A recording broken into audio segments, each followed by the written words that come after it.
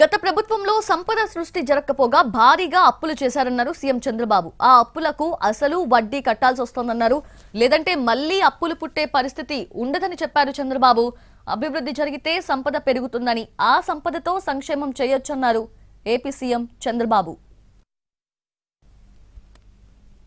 5 సంవత్సరాల్లో ఆదాయం పెరగలేదు, సంపద సృష్టించబడలేదు, అప్పులు విపరీతంగా చేశారు.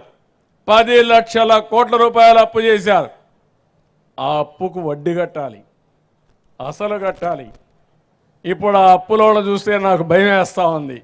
ఎందుకంటే మా ఆఫీస్కి వచ్చి మొన్నైతే మీరు అప్పు కట్టలేదని తకామని నోటీసు పంపించి స్టాక్ ఎక్స్చేంజ్ కూడా పంపించేశారు.